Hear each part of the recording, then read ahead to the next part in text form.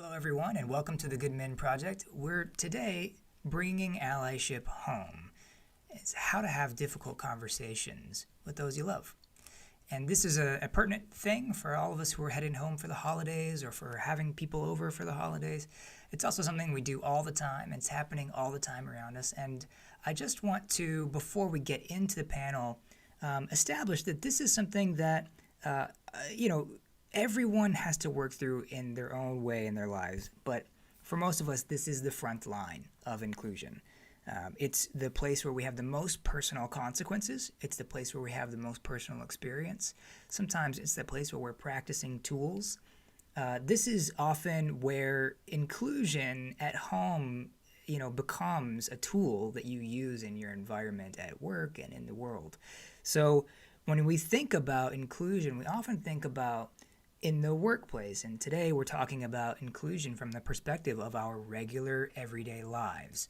And those conversations that then reverberate throughout the world, they have ripple effects in the world around us. So this is an issue that might sound like, oh, well, this is not really a inclusionary leadership issue for my company, but actually, in truth, your leaders at work are practicing their skills and are getting good at them as leaders at home. They're doing this in their lives. So if you're one of these leaders, the conversation we're about to have will give you some tools, will give you some opportunities to look at new skills you could grow, but also you're going to hear stories that will help you feel less alone in the world doing this work. I know how challenging it is to do this work. Again, my name is Dale Thomas Vaughn, and I've been doing this work with the Good Men Project since 2010, 2011, and I've been doing my own work personally since far before that. And part of the work I do is around engaging men in conversations of inclusion, in particular around leadership. And so for me, this is something that comes from my heart, something that really matters to me. There's a sense of men being the problem in the inclusion world, but I also think that we are part of the solution, or an important part of the solution. And I see a lot of possibility, of opportunity. I've always believed in the goodness of men, and I think that there's a real opportunity for men to come out of the woodwork and do more of this work. I'm already seeing it. And that work starts with compassion, it starts with empathy, it starts with trying to understand, trying to show up to the right place. And these are those kinds of conversations that are a great starting place for allies on their journey. So I'm going to send you into the panel, and I'm going to apologize that I caught the record button just a little bit after my intro and just a little bit into Marie Roker Jones giving her intro. And I'm going to apologize to her and apologize to you for missing the first few words that she had to share. And I hope that you enjoy this. I think it's going to possibly change the way you approach your relationships in life. And I hope that you'll contact the Good Men Project when you need to bring ally work into your company, your organization, your civic arena, however it is you do this work. We are a resource for you, but we are also here to really guide conversation over time. So we're part of the moving, growing culture of the evolution of men.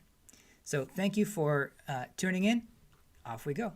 And this conversation is important for me because I think we all can be allies in different ways. And it's important that we recognize what the space that we're in and how we can contribute and how we can speak and listen to others from a place of compassion, as well as better understanding some of the challenges that those who are marginalized face, but understanding at the same time there are people that still need to have these conversations in a place that feels trusted and a place that feels comfortable for them. And so I'm all about meeting people where they are. So I'm excited to be chatting today.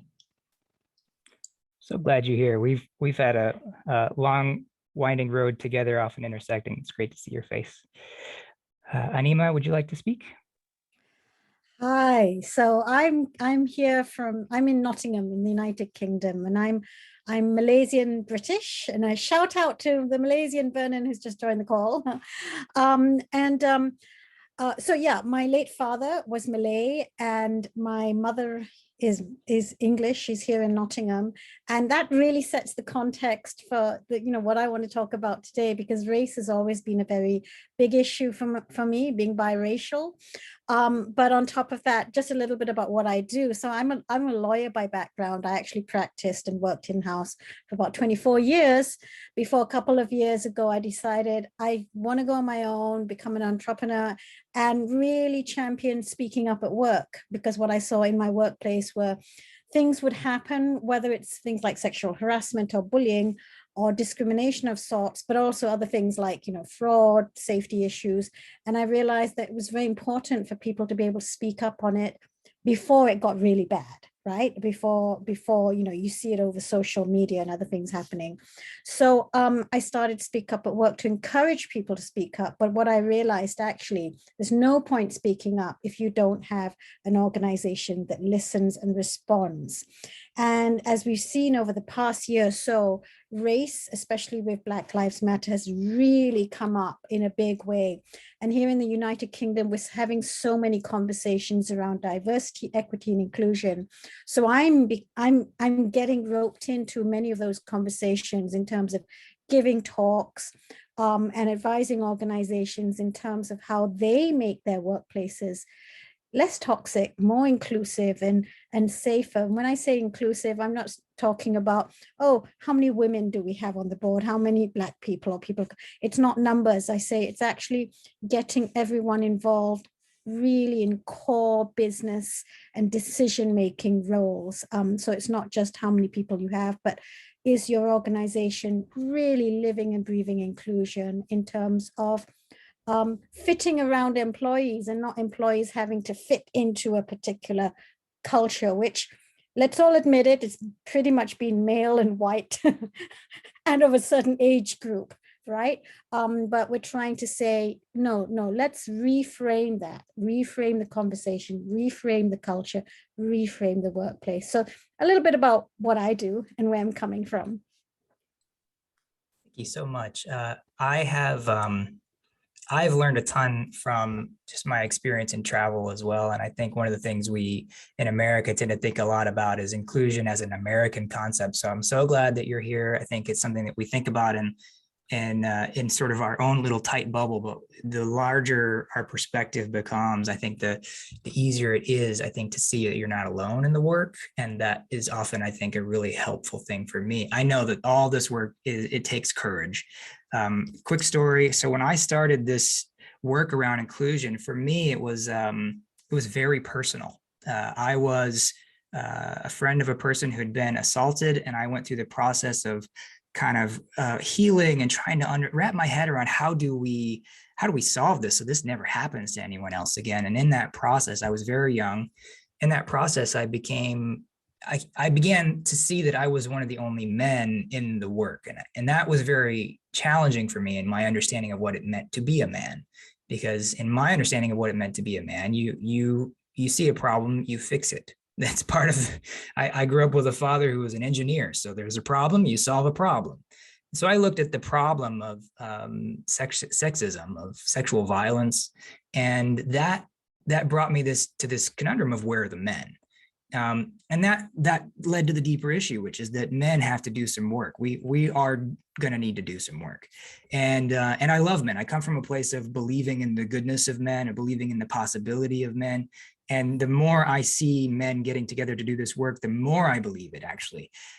There's a lot of possibility when we have these kinds of conversations, and there's a lot of love in these kinds of conversations too. I think a lot of men fear having conversations about diversity and inclusion because they're afraid of getting their hands slapped or walking on eggshells or hurting someone's feelings. And that can seem a little bit apathetic, but also there's a sense of empathy and compassion coming from that. So I want to dig into those kinds of things. And so today, when we talk about the conversations with those we love, I want to center love and compassion and emotion, empathy, because these conversations we're having generally come from a place of wanting to be understood, of wanting to understand someone else, of wanting to have a deeper relationship and conversation. So I'd like to start in that spirit.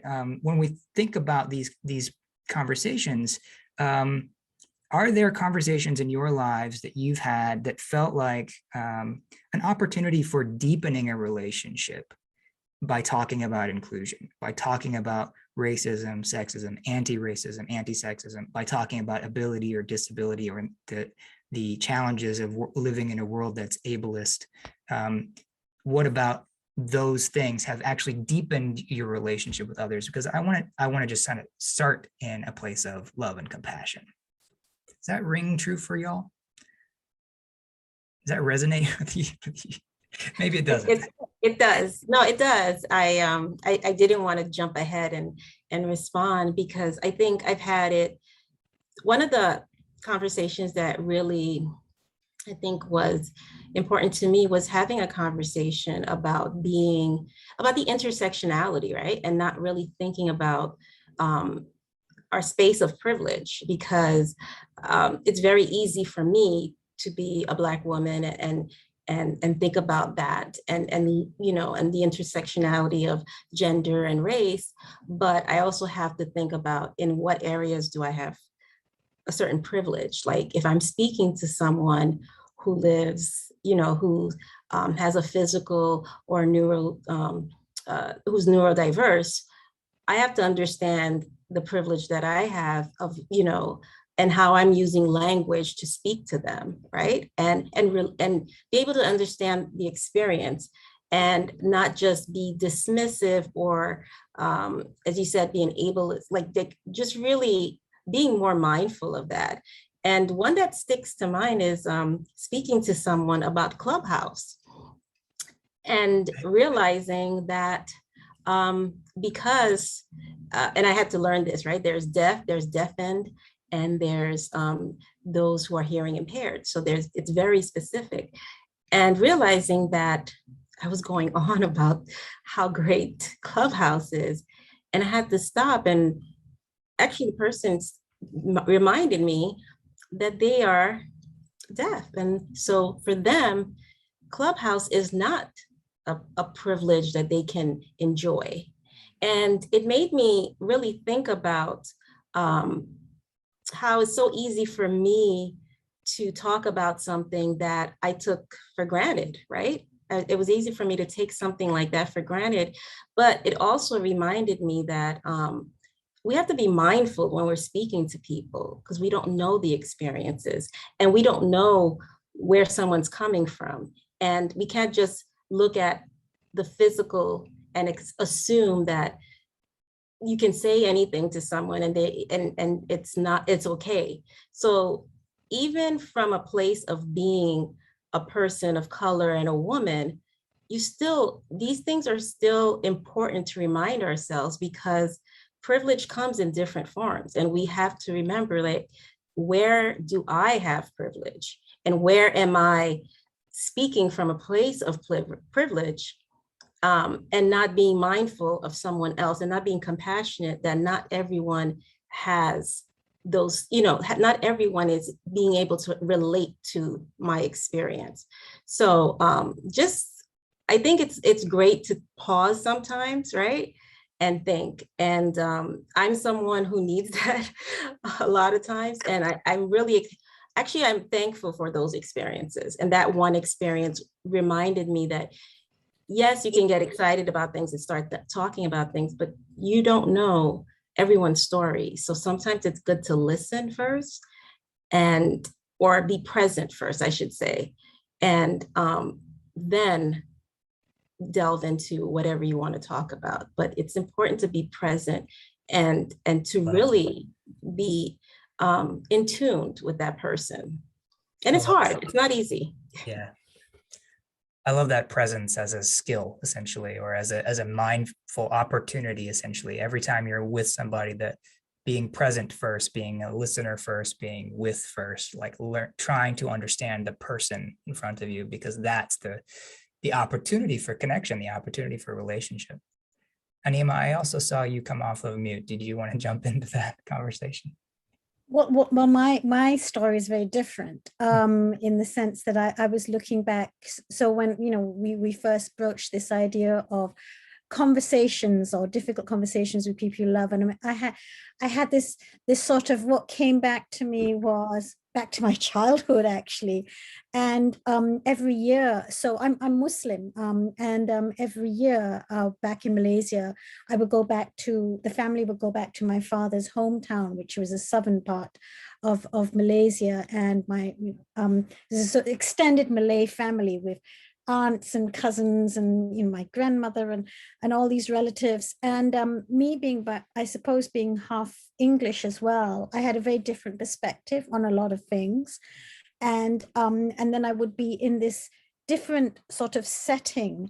And this would be basically in the 70s. I'm showing my age here. So from childhood up to sort of teens. And the conversations, as any family conversation, if you think about Christmas or Thanksgiving and other celebrations people have around the world, you will delve into politics, the state of the country and all that. But what typically would come up is there needed to be a scapegoat. And the scapegoat typically were the others, right? The other races.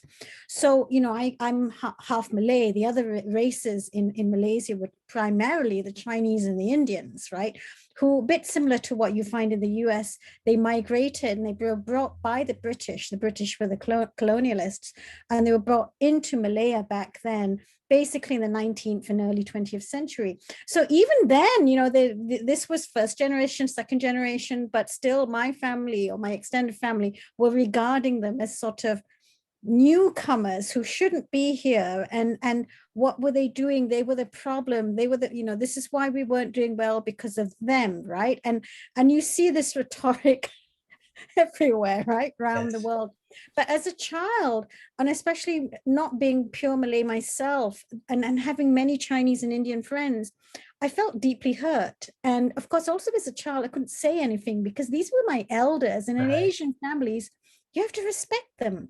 But I think as I grew older as a teen, and I sort of started rebelling, and I would say to my father, no, I don't want to go back. And every year I would say, just leave me here, you go, and because it would be a few days away, right? I'll be at home, fine. No, you have to come. So, I'd be dragged against my will, but I'd have to go because I had no choice. And I vowed that as soon as I was old enough and I didn't have to go, I wouldn't go, right? I mean, I couldn't be forced to. And that's exactly what happened. I voted with my feet. I stopped attending these things. There'd be racial slurs and all kinds of racist tropes and stereotypes thrown at them. And I was deeply upset. It really upset me. If I got into an argument, I would start crying. That's how upset I was about this. So I looking back, and I sort of looking back with what I've learned as an adult and with the work that I've been doing now around, inclusion and so on, I wasn't equipped to deal with that. But what I realized, and I sort of put myself, if any of us were in those situations as an adult, we're that much more powerful. So we've come, from childhood. And so especially if we're parents or we're the elders in the family, and there'll always be that uncle or aunt or someone who says something, right? And everybody kind of freezes. And I realized, actually, why didn't my father say anything? And it struck me, often we tend to want to defer to peacekeeping mode, like, let's not upset the family or the table. But what we don't realize is that by our silence, especially as, the adults in that conversation, we could actually be hurting those who are watching. And those tend to be the children, the teenagers, the younger generation. And what we're modeling to them is that if you see something wrong, just stay silent, because keeping the peace is more important than addressing it, right? And that's so harmful. And I think generations, we do that. And as I was sort of thinking about how to approach this conversation tonight, I sort of realized, actually, because when we're older, we can do it, but it does feel, oops, was I frozen for a while there? No, you're great. Can you hear me? Yeah. We can hear you.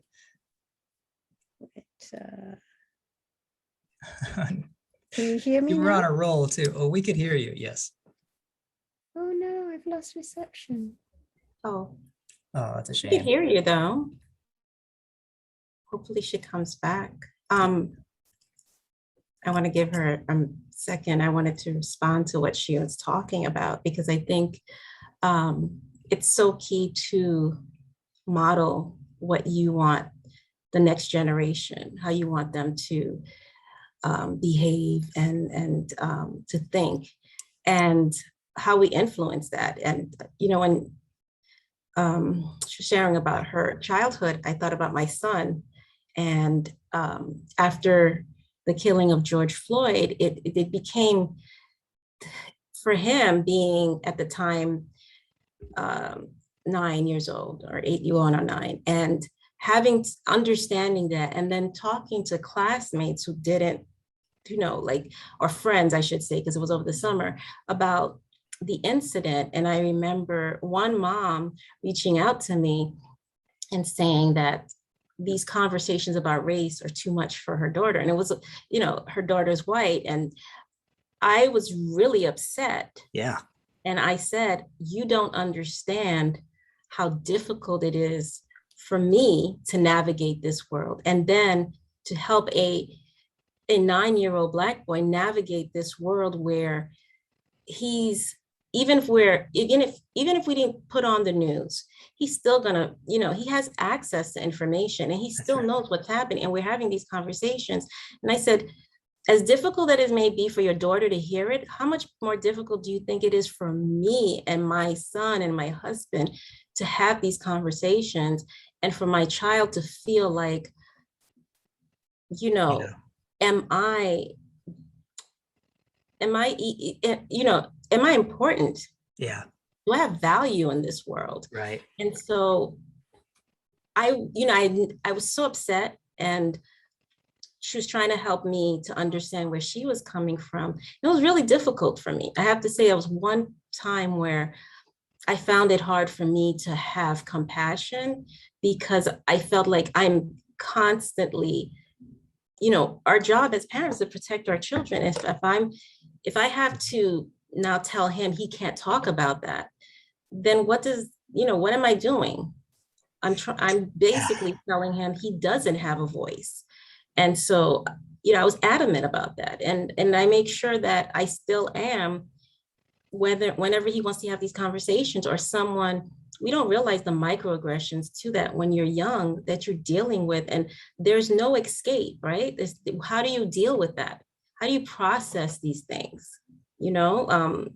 When a classmate says, oh, the N-word's not a big deal, and then he comes home and says, somebody said that, or we're studying slavery, and the kids, their thoughts on it are very different from what you've told me. So I'm going to turn it back to you, because you're frozen. So I just wanted to carry the conversation on, but I want to respect what you were saying. Sorry about that. I'm back. We were hearing you, actually. Yeah, we heard you. Yeah, I don't know whether the internet kicked me off. So it's at my end. I'll just quick refresh. A few things you said that really stuck out to me, and then maybe you can bring us home with these thoughts, are that to me, when we go into these conversations with family, or when we see ourselves in these opportunities to have conversations with other people, there's this opportunity to say something, do something, be something. And when we are silent about, or when we do nothing about the thing, it creates this, it still sends a message, right? There's still a message sent. And that made me think a little bit about how the relationship with family in particular, there's a privilege that love gives us. There's a privilege that relationship gives us to have these kinds of conversations with some grace. There's less, I'll say this from a white male perspective, there's less for me to lose. When I go into a conversation with my father or my uncle or whomever else, there's less for me to lose, because they're going to still be in my family, and we might have tension and it might be challenging, but there's an opportunity for me to have a relationship here still, even after these difficult conversations. And that might not always be true with the person on the corner or the person on the bus stop or whoever else I run into.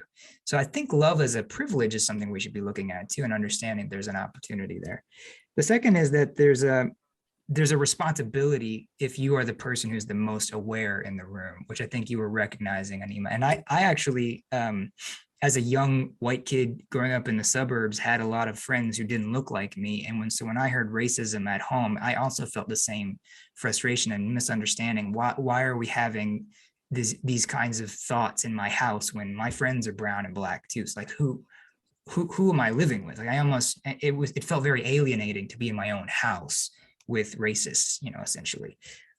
Now we've had a lot of conversation in my broader family about race because I felt very alienated and it was frustrating for me. So I brought those kinds of things up, but I did that because as a kid, I was uncomfortable and I knew that they couldn't kick me out. But as an adult later, I've become the responsible party, having gone to school and having understood and having traveled and having compassion enough to learn and understand. And I think the idea that these conversations, these opportunities to say and do something are emotional for the person who's the responsible party in the room must be addressed as well. Like to your point, Marie, these things still require burden and labor and work. Like when she calls you up and asks you to not have conversations with your, like that, to me, the response to that is it's time for everyone to have the courage to have these conversations. Like we all essentially have to step into them with heart. And that's the sort of centerpiece of the word courage is heart, right? It takes heart to do this work. And it is sometimes disheartening to have to do the work, but it is also heartening once the work is being done, I think. So that was kind of a large bracket around it. Anima, I think you were interrupted at the point where you have graduated to being the adult in the room and becoming the person to being able to have these kinds of conversations. And I think you were leading us toward the skills and tools and things you use now. Well, I was, yes, I was. And I was looking back at, those kind of situations before you go back to Thanksgiving or Christmas or whatever other celebrations there are that, and that, there's always that Uncle Bob or great Aunt Martha who's going to say something, right? And so one of the things, and what keeps us quiet is because we have this sense of respect for the host or the person who's in charge of that gathering, who often tends to be the mother or the matriarch or someone, right? Tends to be female, not necessarily so, but, and so it occurred to me, actually, I mean, one of the things would be to, call this person up beforehand and say, hey, I'm really looking forward to being with you and the family. And, but there's just this one thing that concerns me, because every year Uncle Bob is going to say something, right? And this is how it makes me feel. And I'm not sure I could, if he does say this, I'm going to have to counter, because I'm very worried about how my kids or the other children or whoever would feel, listening to this. And it's as if we think it's okay by keeping quiet. So, I just need to let you know that I'm going to say this. So actually, there's a bit of preparatory work beforehand, and several things could happen. So if we speak to this person, let's just give her a name, and I assume it's her, Mary, for example. So we say, dear Aunt Mary, this is what, I will do if this comes up. And what she might end up doing is go, oh, okay, I see your point. And she might go speak to Uncle Bob and say, Uncle Bob, I think you should know this. Please don't bring it up. Or she might warn him anyway, and he might go, oh, no one can stop me talking like this. Or it could very well be, she might say, I'm actually not comfortable with you raising this. You can say, well, I'm not comfortable that he says this. And you can make a decision and say, well, if that's the case, I maybe I can't attend the function. Or, and what might even happen is she might confide in you and say, you know what, I was always unhappy when he goes into his rants about this. I'm so glad you brought this up. I thought I was the only one feeling that way. And also, all relatives have the WhatsApp network or some kind of little gossipy whisper network. It very well could be that she'd end up talking to the other relatives, like, what do we think? Should we do something? And before you know it, you've actually started the conversation before the dinner, right? And people start talking about it. I mean, some may agree, some may not agree, but the main thing is they're prepared for what might come up. So there's no more this elephant in the room and the deep uncomfortable silence and everyone not talking about it. I think people are going to go, okay, this is going to happen, whether we're going to talk about vaccinations or abortions or critical race theory or whatever it is, this is going to come up, right? So let's be prepared for it, but have it, as you say, Dale, in a sort of very loving and compassionate way. But instead of ignoring that conversation, it comes up. And I think the other thing I wanted to say is we need to be really, really aware of the younger generation, because there is a generational divide. And they look at us and think, oh my God. I mean, they shake their heads all the time. They have conversations among themselves. But I think, and when I say the younger generation, this is probably anyone below 30 or below 25. We can go lower, lower, lower. But I think we need to be sort of really aware of, they have their viewpoints, but often we don't ask them. And it might be a really great opportunity, as long as they feel safe and they're not going to be attacked. And that this has to be agreed by the adults, the older folk in the room beforehand, that when we open the space for the younger people to, if they want to talk about trans people and what their views are on that and how they feel about that, or non-binary, talking about these things, and they open up, and the adults have agreed beforehand that they're gonna listen and not start, oh, what about this? Because we need to be aware that the younger generation, I know people call them sensitive snowflakes, but I disagree. I think they're a lot more tuned with what's going on, and they've got their finger on the pulse much better than the older folk. And I already count myself in the older generation there, right? So I think having sort of gatherings like this a really powerful way to start listening and listening to different points of view. And it's amazing, it can really help shift older people who may have held certain positions on certain things, because they had no idea younger people were feeling that way. Yeah, I think you were getting a question in the chat that then was answered by the same. You brought up a question and then you answered it, which is great. That it is often the kids or young people who will stand up against bigotry of the adults. How can we support them without it turning into taking sides? Thank you. I think that's Kara, not Dan, but Kara and Dan are asking that question. I'd like to try to respond to that, because I think I'm in a unique position where I have, I'm living with two Gen Zers, and I'm often reminded of, so I'm Gen X. And so I'm often reminded of what's important to them and how they view the world. And I think one of the ways to support them is to really explain that every generation, we come from a different era. Maybe things were done this way, but we have to understand that we've evolved and there's progress, and we have to be willing to learn as much as we want to teach. Because I think it's missed opportunities when we don't listen to younger generations, and there's missed opportunity when we are so quick to make the excuse. I hear older people say sometimes that this is how I've always been thinking and nothing's going to change. Well, then that means you're closing yourself to new experiences.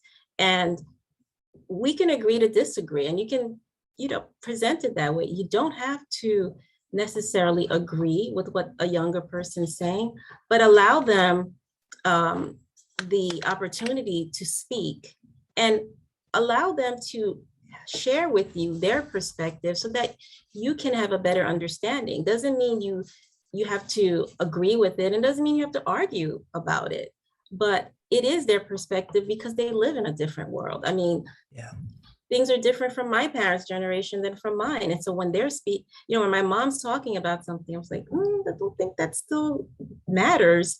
But I try to get her to listen and say, well, things are not the way they used to be. And I think that's the other problem. People are stuck in how things used to be.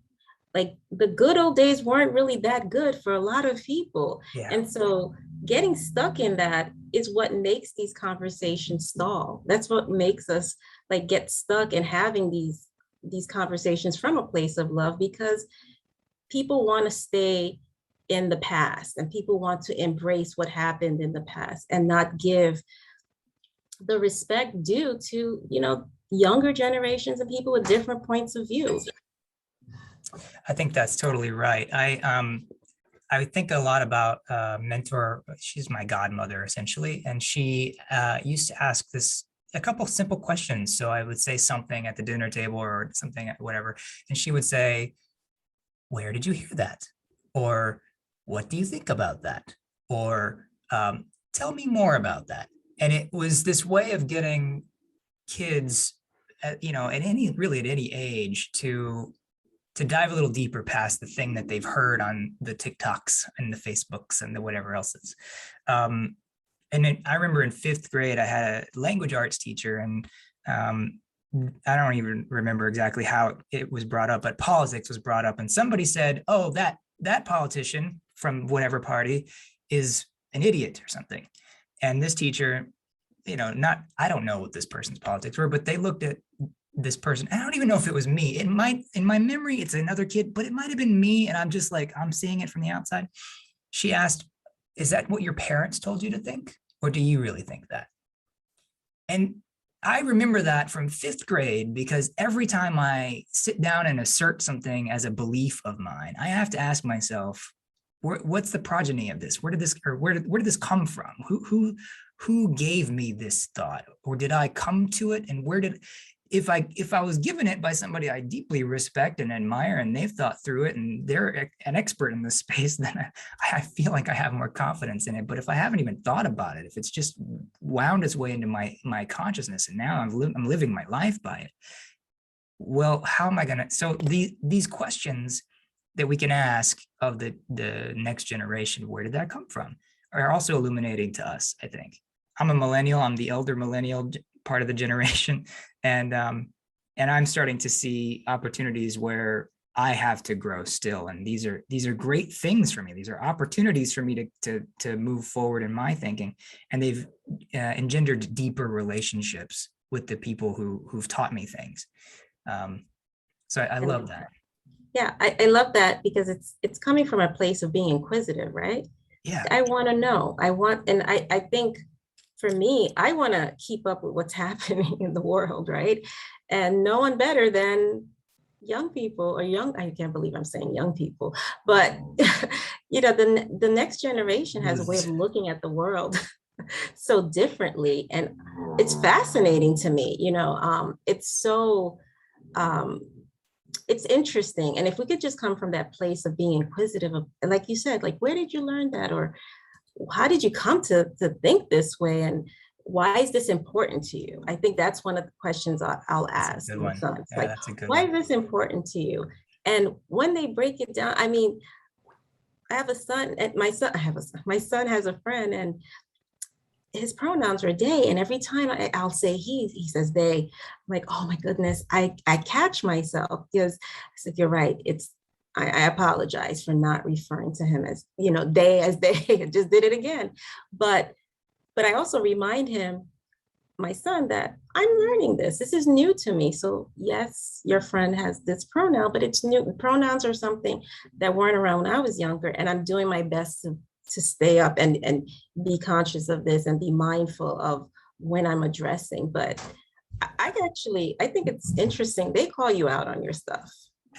It's funny. I've been a white male in a feminist world for a long time, most of my life. And I've almost always had, really almost always, like 99.9% of the time, I've had a lot of compassion and room for benefit of the doubt. Like, I've been given a lot in my growth process. So whenever I'm learning something, there's been a lot of loving correction and opportunity for me to grow.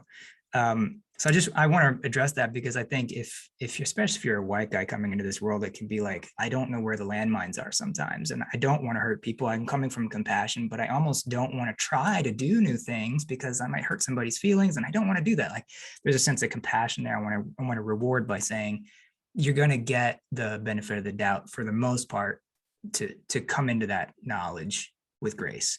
That's been my experience. The other thing I want to address is that I think we're kind of dancing around a thought process I really enjoy using is the nonviolent communication process. It's a methodology for the way to engage and moderate between, sort of among people, if there are kind of multiple perspectives shooting around. You're applauding. Yes, you got the book. Amazing. So nonviolent communication is the way. I think one of the fundamental things we've been talking about over and over again, that to me, it's the core of it, is we're not communicating to win an argument. We're communicating to understand each other. I'm communicating to understand you. You're communicating to understand me. And so we come from that perspective of help me understand where this came from for you, and why is it important for you? These are all questions about trying to understand. Nima, you've got the book in front of you. Do you want to throw out any more nonviolent communication pearls of wisdom? I bought the book because for this session, I've just started reading. Yes. But it's also really important for the work I'm doing anyway, because as I described to some people, I swim in really dark seas, right? I mean, I deal with things like whistleblowing and corruption. And now, around sexism and racism and all the isms you can think about, because I've always been curious about what goes on in the head of someone who holds what I find very hostile beliefs, and where are they coming from? So, I mean, one of the things, I'm really looking at is listening with curiosity. So, as you say, sort of seeking to understand, but I'm also deeply curious in terms of what's going on. What are the fears there? What are the motivations there? Help me understand that, because of the work I do. I'm really, and this is where I got drawn to the Good Men Project and met quite a number of people who have been, with the Good Men Project, like Mark Green and Michael Kasdan and so on. I feel like I was deeply curious, like, what is it like to be a man who's suddenly in this world where all the women are going, me too, and they're just, because I've spoken to men, here in the UK and other parts of the world, and they're going, I never knew. And I thought, wow, how wonderful to be like in a complete oblivion. But what does it feel like to be a man that's suddenly going, how do I talk to women now? How do I talk to women? What if I say the wrong thing? So I really wanted to navigate that and understand what's going on in their heads, which is how I stumbled across Good Men Project and learning and talking about male allyship. And just to share with you, I mean, here in the UK, the country was really shocked by the death of this young woman, Sarah Everard, by a police officer, no less. And over the past 2 months, there's been a lot of conversation about not just sexual violence and violence towards women, but also about misogyny. And I see a shift. I really see a shift. And it's so encouraging because the men are asking questions. What can we do? How do we support you? And we all say, listen, stop talking over us, listen, and don't counter us when we tell you these are our experiences, because too often that's what's happened. And I think coming back to being allies and having conversations with loved ones about some of these issues, it's all about listening. It's all about and listening. It's not performative. And I think, Dale, when you talked about, your approach and what you mentioned about 99% of the time, as I hear you and I see you speak, you come across as really genuine and warm. That's you. And I think for a lot of us, actually, it's not the words people say, it's the vibe and the energy they give off when they ask questions. So we know when someone is asking a question just to counter it and try and prove us wrong, or we know when a person's asking a question because they really care and they're trying to understand. So we know that. And women somehow have this additional, I know I'm stereotyping, but we've got this antenna we've had to develop for pure survival, right? Since we were young girls.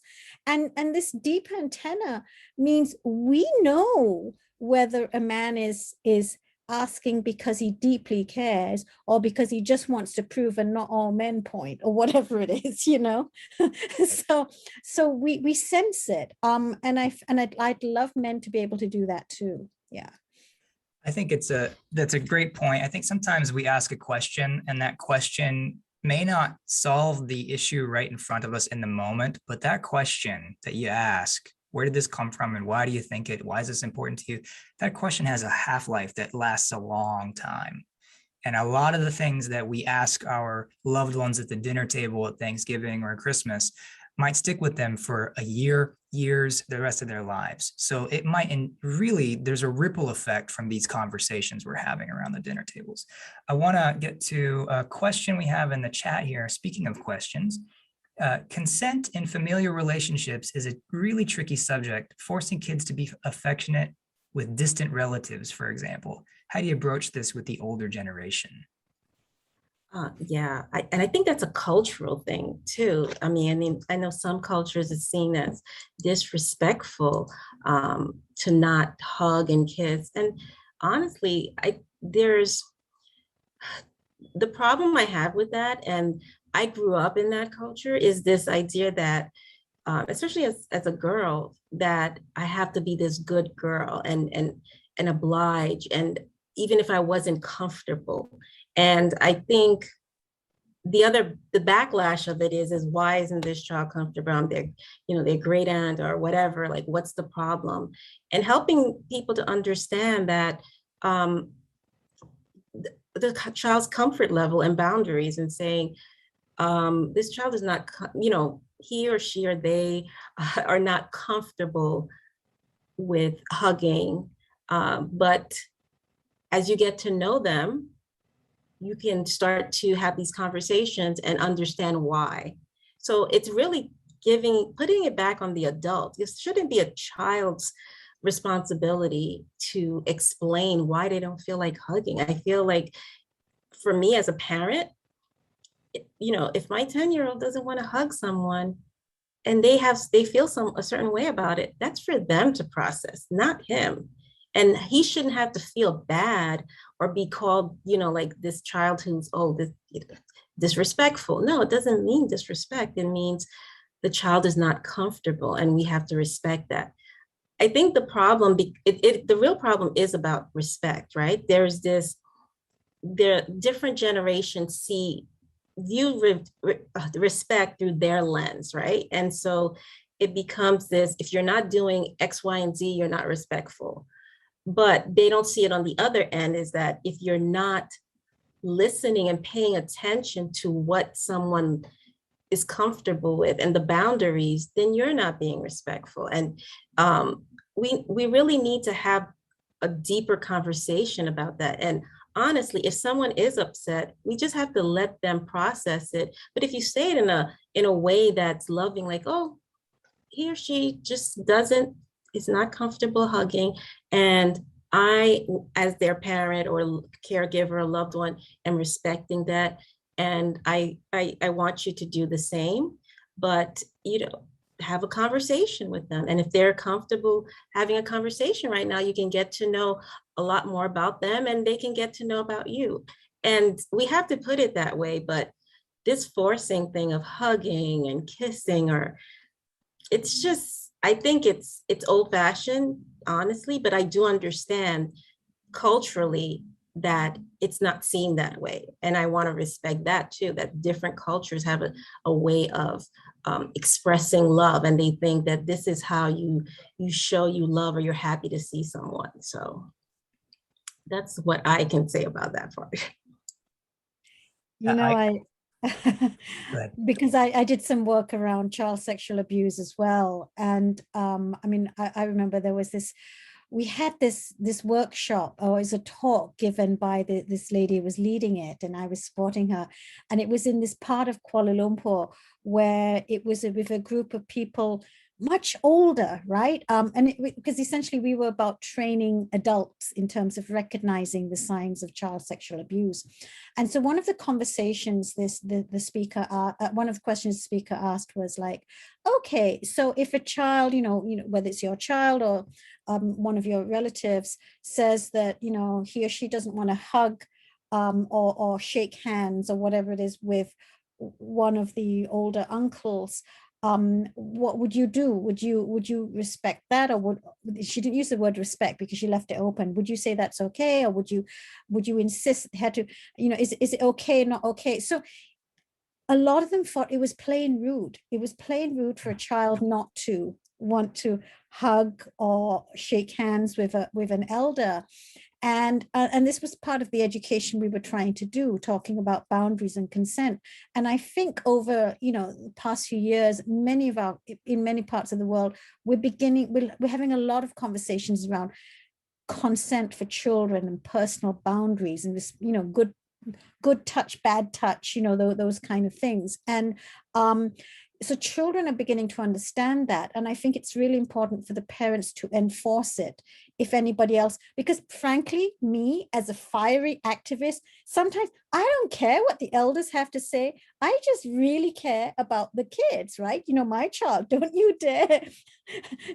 If that's what she wants, then fine. I'm not really interested in your feelings, Uncle Bob, or whoever it is, but that's the way I kind of come across. And I think a lot of the older generation are beginning to get this because they've come across this already.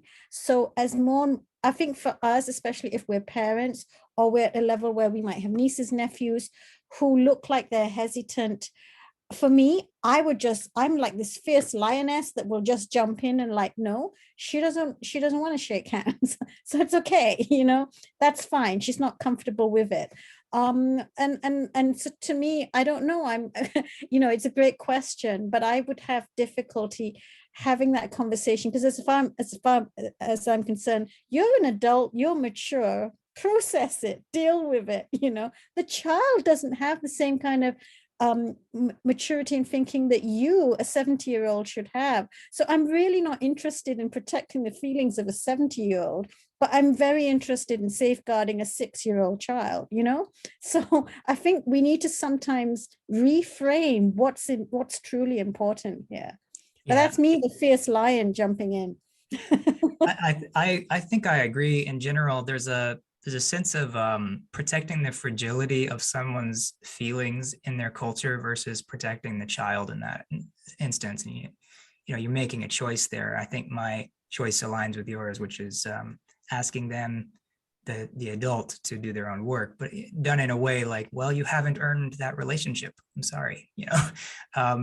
The other thing I want to address, there's a comment in the chat from Stephanie. She says, I'm fast becoming one of the matriarchs of my very small family. My children, nieces, and nephews are in their mid to late 20s. Yes, they view the world differently because in some ways it is different. The world is also different for young people because they have not had the experience and maturity that comes with getting older. To quote my grandfather, nothing is new under the sun. It's important to listen to and to talk to young people. At the same time, there's no substitute for experience and wisdom we can learn from each other. And I want to just quickly address that, and we'll open it up and finish. I've learned a ton from the people who've come before me. I'm deeply ingrained in my sort of family culture, and I love my great-grandparents, grandparents, parents. I mean, I've had a ton of great relationships, and those have carried over into my life. I have a lot of mentors, and intergenerational relationships are very important to me. But I think that establishing connection and communication among the generations is the point, right? The more we connect, the more we create opportunities for those connections, the easier it is for us to move culture together, because culture is not a static thing, right? Our culture is, first of all, microcosmic. Like the culture of your family is one thing, and then it's part of this larger thing. But culture moves, culture changes, culture hopefully moves in a direction toward the long moral arc of the universe bends toward justice, as Dr. King would say. So the idea that we are moving as a group, as a small unit, as a group toward this culture, I think about how that move is intergenerational. It has to be. And so the learning has to move sort of backward and forward. For instance, when the gay rights campaigns were in their fervor, I was in my teens, and my grandparents were coming to me asking me questions about what they're, what they don't know anyone who's gay. That was their experience. Well, we had to have a lot of interesting conversations then, and they came to me because they felt safe with me, and I came to them about different parts of my life that I needed help with. So there's a really interesting establishment of that connection and communication. We're gonna wrap up. Thank you, Vernon. The OK Boomer Hour is on Clubhouse. He started this. I started where this boomer has a chat with a Zoomer. Please join if you're interested in intergenerational conversations. Love it. Thank you, Vernon. I want to quickly wrap and just say that the Good Men Project is a really great opportunity if you haven't already been diving into it. The Ask an Ally series, which is this is part of the Ask an Ally series. If you go to Good Men Project and look for this series of posts, you're going to find a lot of answers to questions like these and others. And I think you're going to find a lot of tools and stories that you can take home and be useful for you around the dinner table as well. And I want to just thank you, Marie. Thank you, Anima. Thank you. Kara in the background has been running the show, really getting us to this point. Thank you to the Good Men Project and to Lisa Hickey, who's not here today because she's recovering from hip surgery, which we're so happy she's going to be walking and running probably soon, knowing her. And also, I want to just thank all of you for showing up. I think it takes courage, frankly, just to show up to this kind of thing. And I understand that that's a leap. For some people, this being here is a leap. I want to encourage you for doing that.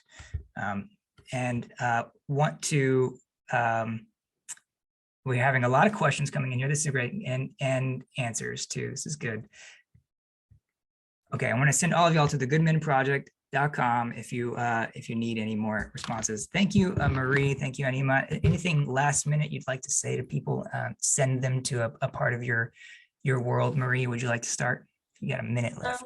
I'm sure. Yeah. So just can connect with me, Marie R.O.K. Jones on Twitter. I'm on LinkedIn, Marie Roker Jones. Love these conversations, and I think we need to keep having them in these public spaces so we can all learn from each other. Thank you, Dale. Well, I'm just going to put a little link to the Speak Up Collective, which is a community of people who speaking up at work. So it's work focused, right? Where I think a lot of things go on. So I'm just gonna post that there. So this is a community which I started in March. And we have now over 500 members from 6 continents. So every continent is there, which is fantastic. Yes.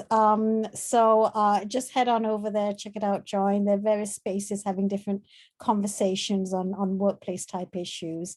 But yeah, because I'm big on allyship. I'm big on providing space where people feel they can have conversations like this. And Dale, and Kyra, I want to thank you both for hosting this and providing this space. And I think, we need to continue these conversations, most definitely. Thank you. All right, I'm going to send you off into the world, everyone, and good luck at the dinner tables and the train rides and everything else where you're coming across people to have these conversations. If you need support, we are recording this and we will put this up on the Good Men Project. You can refer back to it to get any of the tools or maybe the cover of that book you wanted to come back and find. So thank you all for attending. And that's it. We'll see you next time. Bye. Thank you.